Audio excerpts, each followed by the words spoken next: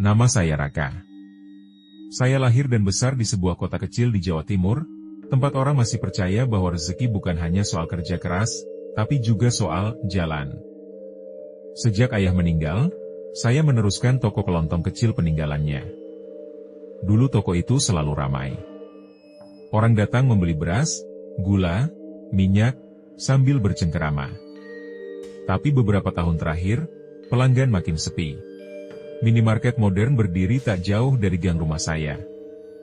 Lampunya terang, raknya rapi, harganya sering lebih murah. Saya mencoba berbagai cara. Diskon, layanan antar, bahkan membuka hingga larut malam. Tapi tetap saja, hasilnya tidak cukup untuk menutup cicilan dan biaya sekolah adik saya. Tekanan itu membuat saya sering duduk sendirian di toko saat malam, menatap rak-rak yang penuh tapi tak bergerak.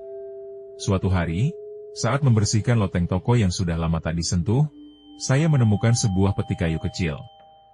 Kayunya lapuk, tapi kuncinya sudah berkarat dan mudah terbuka.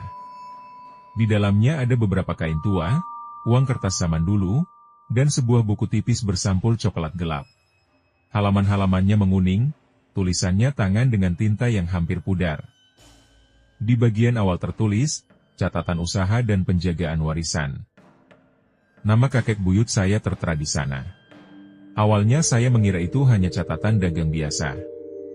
Tapi di bagian tengah buku, tulisan mulai berubah. Ada cerita tentang usaha yang hampir bangkrut, tentang perjalanan malam ke sebuah tempat yang disebut sebagai petilasan tua. Dan di sana disebutkan sesuatu yang membuat jantung saya berdetak lebih cepat. Air pesugihan Ratu Siluman Ular. Saya pernah mendengar mitos tentang sosok penjaga kekayaan yang digambarkan sebagai perempuan jelmaan ular.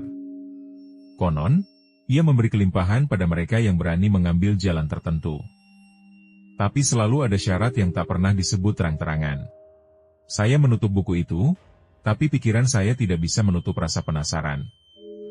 Jika kakek buyut saya benar-benar pernah mencatat ini, berarti bukan sekadar cerita warung kopi. Di halaman terakhir, ada kalimat yang membuat saya sulit tidur malam itu. Usaha ini tak pernah sepi sejak air itu disimpan. Saya tidak langsung percaya. Tapi saat keesokan harinya toko saya hanya mendapat 3 pembeli hingga sore, kalimat itu kembali terngiang. Dan untuk pertama kalinya, saya mulai mempertimbangkan sesuatu yang dulu selalu saya anggap tabu. Saya tidak langsung mencari tempat yang disebut dalam buku itu. Selama beberapa hari, saya mencoba mengabaikannya. Tapi pikiran saya seperti digigit rasa penasaran yang tidak mau sembuh. Setiap kali membuka laci kasir yang kosong, setiap kali menghitung receh dengan rasa malu, kalimat tentang air itu disimpan kembali muncul. Di bagian tengah buku, kakek buyut saya menulis tentang sebuah petilasan di lereng bukit, tidak jauh dari desa kami. Tempat itu dikenal sebagai sendang tua yang jarang dikunjungi orang. Konon, airnya tidak pernah benar-benar jernih. Selalu ada bayangan kehijauan di dasarnya, seperti sesuatu yang berdiam di bawah permukaan. Orang-orang desa menyebutnya sendang Ratu Ular. Bukan karena pernah ada ular raksasa terlihat di sana, tapi karena cerita turun-temurun tentang sosok perempuan berambut panjang dengan sorot mata tajam, yang muncul di mimpi orang-orang yang sedang terdesak ekonomi. Ia tidak menawarkan janji. Ia hanya hadir, diam, lalu menghilang. Saya menertawakan semua itu dulu. Tapi malam ketika hujan turun deras dan atap toko saya bocor di beberapa titik, saya merasa sedang dipaksa keadaan. Saya membawa buku itu, membaca ulang bagian tentang air ritual. Tidak ada tata cara rinci. Hanya disebutkan bahwa air itu harus diambil saat sunyi, dengan niat yang jelas, dan tidak boleh diperlakukan sembarangan. Air itu disebut sebagai air pesugihan Ratu Siluman Ular. Bukan untuk diminum. Bukan untuk disiramkan sembarangan. Melainkan disimpan sebagai penjaga rezeki. Air sebagai simbol perjanjian. Air sebagai saksi. Dalam budaya Jawa, air bukan sekadar unsur alam. Air adalah penghubung. Ia menyimpan doa, menyerap niat, dan dipercaya bisa membawa energi baik maupun buruk. Saya tahu itu. Sejak kecil, ibu sering mengambil air dari sumur sebelum subuh untuk doa keselamatan. Malam itu, Saya berdiri di depan cermin, memandang wajah sendiri. Wajah yang lelah. Wajah yang hampir putus asa. Kalau hanya air, apa salahnya? Pikir saya. Itu kalimat pertama yang menjadi celah dalam keyakinan saya. Saya meyakinkan diri bahwa saya tidak menyembah siapapun. Tidak meminta pada apapun. Saya hanya mencoba ikhtiar lain. Padahal jauh di dalam hati, saya tahu, ada batas yang sedang saya dekati. 3 hari kemudian, menjelang tengah malam, saya berjalan menuju sendang itu. Jalan setapak licin, suara serangga seperti berbisik. Saya membawa botol kaca kecil dan kain putih seperti yang disebut dalam buku. Air sendang itu terasa lebih dingin dari yang saya bayangkan. Permukaannya tenang, tapi ada pantulan cahaya bulan yang membuatnya terlihat seperti mata yang mengawasi. Saat botol itu terisi, saya merasakan sesuatu yang sulit dijelaskan. Bukan sentuhan. Bukan suara. Tapi seperti ada kesadaran yang mengetahui bahwa saya telah datang. Saya pulang tanpa menoleh. Dan sejak malam itu, hidup saya mulai berubah. Bukan hanya soal rezeki. Saya menyimpan botol itu di laci paling bawah meja kasir. Dibungkus kain putih seperti dalam catatan. Tidak saya sentuh lagi. Tidak saya buka. Hanya saya letakkan di sana, tersembunyi, seolah itu sekadar barang tak berarti. 2 hari pertama tidak terjadi apa-apa. Hari ketiga, seorang pelanggan lama yang sudah berbulan-bulan tak terlihat tiba-tiba datang. Ia membeli cukup banyak barang. Lalu sore harinya, 2 ibu dari kompleks sebelah datang dan bilang mereka bosan belanja di minimarket. Katanya, lebih nyaman di toko saya. Saya mulai merasa sesuatu sedang bergerak. Dalam seminggu, omzet saya naik hampir 2 kali lipat. Barang yang biasanya menumpuk mulai cepat habis. Distributor bahkan menawarkan harga khusus karena volume belanja saya meningkat. Saya seharusnya senang. Saya memang senang. Tapi kebahagiaan itu terasa seperti makanan manis yang terlalu pekat, menyisakan pahit di lidah. Beberapa pelanggan berkata toko saya terasa adem. Padahal saya tidak mengubah apa-apa.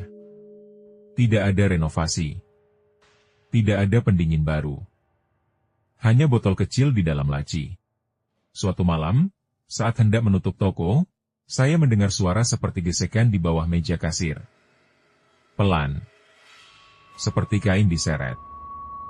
Saya membeku. Saat saya membuka laci, kain putih pembungkus botol itu sedikit terbuka. Padahal saya yakin tidak pernah menyentuhnya sejak malam itu.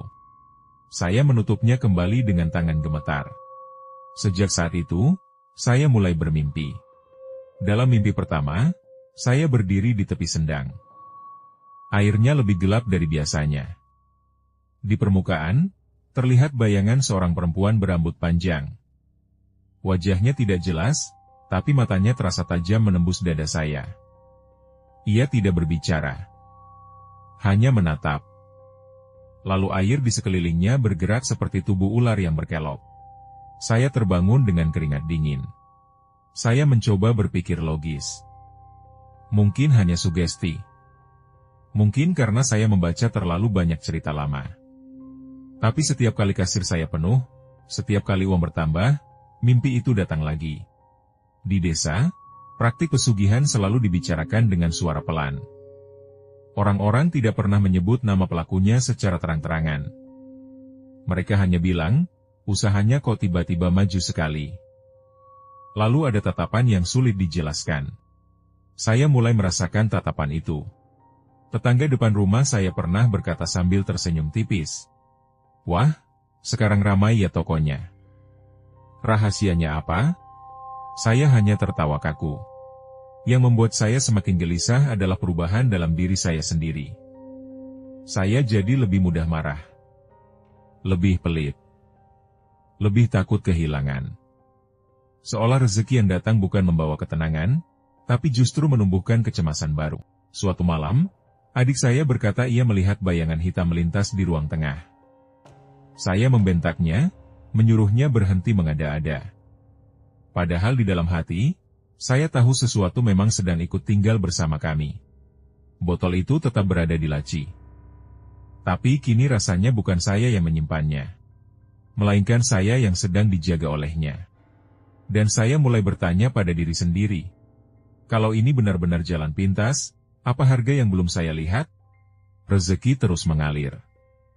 Bahkan lebih deras dari sebelumnya. Saya mampu mengganti etalase lama dengan yang baru. Mengecat ulang dinding toko. Orang-orang mulai menyebut toko saya sebagai yang paling lengkap di kampung. Tapi di balik itu, ada hal-hal kecil yang mulai terasa tidak wajar. Air di botol itu perlahan berubah warna. Awalnya hanya sedikit keruh, lalu kehijauan. Saya tidak pernah membukanya, tapi setiap kali membuka laci kasir, ada aroma tanah basah yang menyengat. Bukan bau busuk. Lebih seperti bau sendang setelah hujan. Mimpi tentang perempuan itu semakin jelas. Kali ini ia berdiri di hadapan saya. Rambutnya panjang menjuntai hingga menyentuh permukaan air. Kulitnya pucat, bukan seperti mayat, tapi seperti cahaya bulan yang dingin. Di lehernya melingkar bayangan ular yang bergerak perlahan. Ia tetap tidak berbicara. Namun setiap kali saya terbangun, uang di laci terasa lebih banyak dari biasanya. Konflik batin mulai menggerogoti saya. Saya tahu ini bukan sekadar kebetulan. Dalam budaya kami, pesugihan selalu dikaitkan dengan perjanjian. Tidak selalu dengan tumbal manusia seperti cerita-cerita berlebihan itu, tapi dengan sesuatu yang lebih halus. Energi, waktu, ketenangan. Dan saya mulai kehilangan ketenangan. Saya jadi sulit tersenyum tulus. Setiap pelanggan yang datang membuat saya senang sekaligus takut. Senang karena uang bertambah. Takut karena saya tidak tahu apa yang sedang dihitung di sisi lain.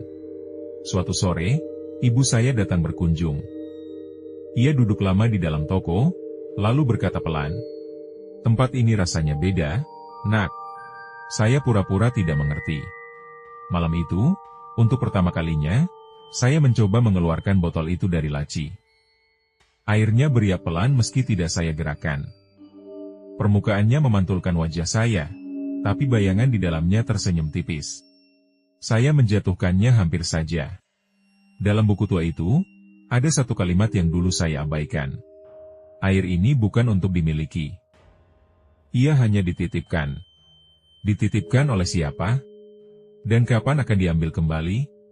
Seminggu kemudian, adik saya jatuh sakit tanpa sebab jelas. Dokter tidak menemukan apapun. Tapi ia terus bermimpi tentang air dan ular yang melingkar di kakinya. Saat itu, rasa bersalah berubah menjadi ketakutan yang nyata. Saya mulai sadar bahwa mungkin yang ditagih bukan uang, melainkan sesuatu yang jauh lebih dekat. Dan untuk pertama kalinya, saya mempertimbangkan untuk mengembalikan apa yang tidak pernah benar-benar menjadi milik saya. Penyakit adik saya tidak kunjung membaik. Ia sering demam menjelang tengah malam, tepat ketika toko sudah tutup dan kampung mulai sunyi. Dalam tidurnya, ia menggigau tentang air yang naik sampai ke dada. Tentang perempuan yang berdiri di tepi ranjang sambil menatap tanpa berkedip. Saya tidak lagi bisa berpura-pura bahwa semua ini hanya sugesti. Suatu malam, ketika saya sedang menghitung uang hasil penjualan, listrik tiba-tiba padam. Gelap menelan seluruh ruangan. Dalam kegelapan itu, saya mendengar suara lirih. Bukan dari luar. Bukan dari kamar. Suara itu seperti datang dari dalam laci kasir. Pelan. Serak. Seperti desis yang ditahan. Saya berdiri terpaku. Napas terasa berat. Ketika listrik menyala kembali beberapa detik kemudian, laci itu sedikit terbuka. Padahal saya yakin sudah menutupnya rapat. Air di dalam botol kini benar-benar kehijauan. Di dasarnya, ada bayangan melingkar seperti tubuh ular kecil yang diam. Keesokan paginya, kabar menyebar bahwa seorang pedagang di pasar yang dulu sering menertawakan usaha saya mendadak bangkrut. Barangnya rusak, pembelinya hilang. Orang-orang mulai berbisik. Tatapan mereka kepada saya berubah. Bukan iri semata. Ada kecurigaan yang tidak diucapkan. Di desa, praktik pesugihan selalu menjadi topik yang memecah dua sisi. Ada yang percaya penuh, ada yang menganggapnya tahayul. Tapi hampir semua sepakat satu hal, rezeki yang datang lewat jalan gelap tidak pernah berdiri sendiri. Ia membawa bayangan. Saya mulai merasa bayangan itu mengikuti kemanapun saya pergi. Di pasar, saya melihat kilatan seperti sisik berkilau di sela-sela keramaian. Di rumah, saya sering mendengar suara gesekan di bawah lantai kayu. Bahkan saat siang hari, toko terasa lebih dingin dari biasanya. Rasa bersalah menggerogoti saya lebih kuat daripada rasa takut. Saya sadar, keputusan saya bukan hanya berdampak pada diri sendiri. Saya menyeret keluarga saya ke dalam sesuatu yang tidak mereka pilih. Suatu malam, saya bermimpi lebih jelas dari sebelumnya. Saya berdiri di tengah sendang. Airnya setinggi pinggang. Perempuan itu berada tepat di depan saya. Kali ini bibirnya bergerak. Ia tidak mengancam. Ia hanya bertanya, "Kau mau terus, atau berhenti?" Di belakangnya, saya melihat bayangan adik saya berdiri di tepi air. Saya terbangun dengan dada sesak. Pilihan itu kini nyata. Bukan lagi soal percaya atau tidak percaya. Bukan lagi soal mitos atau budaya. Ini soal harga. Dan saya mulai sadar, semakin lama saya menunda, semakin mahal yang harus dibayar. Saya tidak bisa menunggu lebih lama. Pagi itu, setelah adik saya kembali demam dan menyebut nama Ratu dalam tidurnya, saya mengambil keputusan. Saya keluarkan botol dari laci. Airnya kini hampir sepenuhnya hijau pekat, seperti lumut yang direndam terlalu lama. Saat saya menggenggamnya, botol itu terasa hangat. Bukan panas. Hangat, seperti benda yang baru saja dipegang seseorang. Saya membuka kembali buku tua warisan kakek. Di halaman terakhir, ada tulisan kecil yang dulu tidak saya perhatikan. Jika ingin mengakhiri, kembalikan sebelum bulan mati. Datang sendiri. Tanpa niat setengah. Hari itu kebetulan mendekati bulan mati. Sore menjelang malam, saya pergi sendirian ke sendang di pinggir desa. Tempat itu terasa lebih sunyi dari biasanya. Angin hampir tidak bergerak. Pohon-pohon diam seperti saksi yang menunggu. Air sendang terlihat tenang. Terlalu tenang. Saya berdiri di tepinya, tangan gemetar. Semua kenangan beberapa bulan terakhir berputar dalam kepala. Toko yang ramai. Uang yang bertambah. Tatapan orang-orang. Penyakit adik saya. Mimpi-mimpi yang tidak pernah benar-benar pergi. Saya sadar, bukan hanya air ini yang saya simpan. Saya menyimpan keserakahan saya sendiri. Dengan napas panjang, saya membuka tutup botol. Aroma tanah basah langsung menyeruak lebih kuat. Permukaan air di dalam botol bergetar, seolah hidup. Dalam pantulannya, saya melihat wajah perempuan itu sekali lagi. Kali ini bukan dengan tatapan dingin, melainkan menunggu. Saya tidak mau, bisik saya. Saya tidak sanggup. Saya menuangkan air itu kembali ke sendang. Begitu cairan terakhir jatuh, permukaan air yang tadinya tenang langsung beriak besar. Lingkaran demi lingkaran melebar cepat. Angin mendadak berhembus kencang. Dari tengah sendang, muncul bayangan gelap seperti tubuh panjang yang berputar di bawah permukaan. Saya mundur beberapa langkah, jantung seperti ingin pecah. Lalu semuanya berhenti. Air kembali tenang. Angin mereda. Tidak ada apapun di sana selain permukaan yang memantulkan langit senja. Saya berdiri lama. Tidak ada suara. Tidak ada sosok perempuan. Tidak ada desis. Hanya kesunyian. Malam itu, untuk pertama kalinya setelah berbulan-bulan, saya tidur tanpa mimpi tentang air. Tapi keesokan paginya, toko saya benar-benar sepi. Sepi seperti sebelum semua ini dimulai. Dan saya tahu, perjanjian itu telah diputus. Namun sesuatu di dalam diri saya juga ikut berubah. Toko saya kembali seperti dulu. Tidak seramai bulan-bulan kemarin. Tidak sepi sekali. Cukup. Kadang laris, kadang biasa saja. Tidak ada lagi lonjakan aneh. Tidak ada pelanggan yang datang berbondong-bondong tanpa sebab. Adik saya perlahan sembuh. Demamnya berhenti 3 hari setelah saya mengembalikan air itu ke sendang. Ia tidak lagi menyebut nama Ratu dalam tidurnya. Rumah terasa lebih hangat. Lebih ringan. Seperti beban tak kasat mata yang selama ini menekan atap akhirnya diangkat. Tapi ada satu hal yang tidak kembali seperti semula. Saya berubah. Setiap kali menghitung uang, saya teringat bagaimana rasanya ketika semuanya datang terlalu mudah. Ada rasa malu yang menyelinap. Bukan karena orang lain tahu. Tapi karena saya tahu. Di kampung, cerita tentang pesugihan tetap hidup.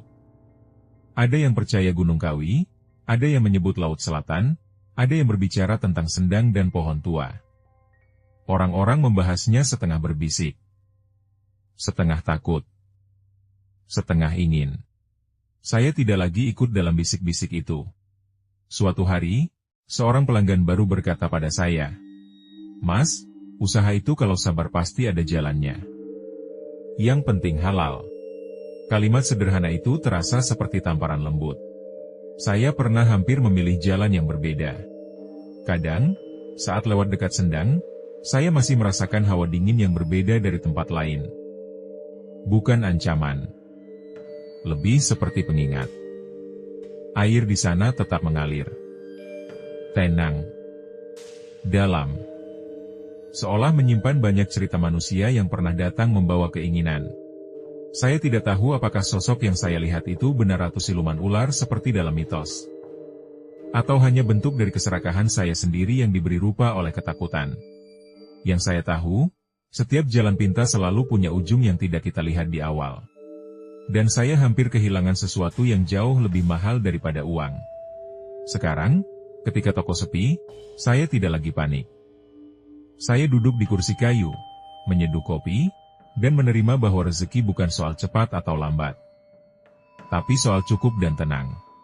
Kadang malah masih terasa sunyi. Kadang angin membawa aroma tanah basah. Namun saya tidak lagi takut. Karena saya sudah memilih. Bukan kekayaan instan. Bukan bisikan dari air gelap. Saya memilih hidup yang mungkin sederhana, tapi tidak dihantui.